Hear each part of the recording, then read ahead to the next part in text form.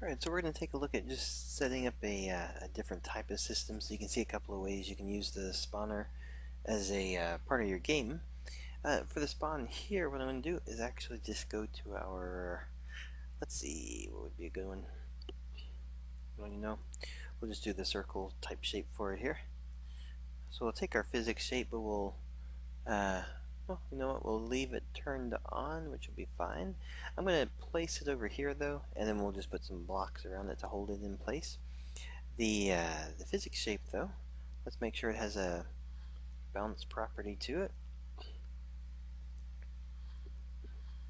So bounciness is turned on, which is great.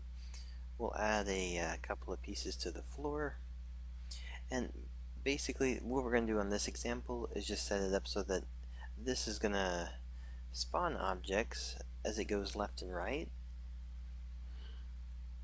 and it'll just be spawning some bouncing objects there.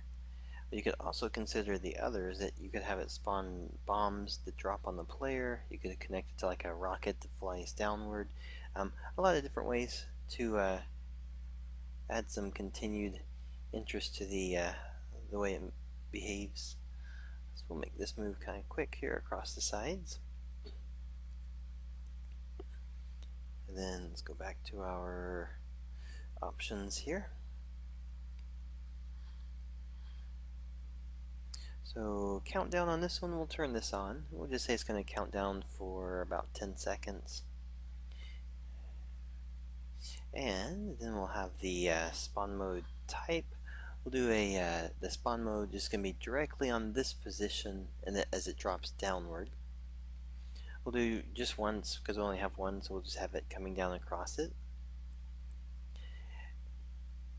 And then in between,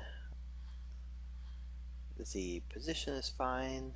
The delay between time though, we'll go ahead and set this one up so that we can have a just a little bit longer. We'll do a little, actually we'll do like half second to 2 second random on it.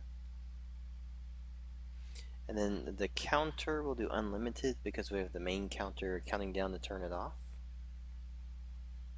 Alright.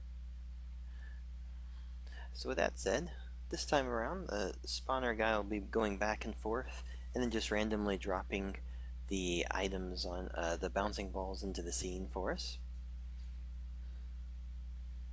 There we go.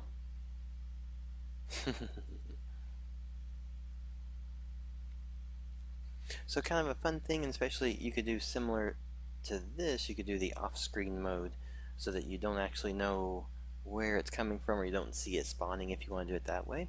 But also notice the time ran out, so I was able to make 6 of these, or I think it was 6 of these in that time frame. And then it stops, and you could also even set that to a trigger state so that you trigger it to then start counting down and dropping the balls or whatever you may want to have falling into the scene. Same thing could be said, I could actually do it this way, where let's say we don't use this one, but we actually use a bomb right here. So we'll connect the bomb up, and then we'll have this going into it. I'm going to have my player jump up off the scene, so we'll move it up to here.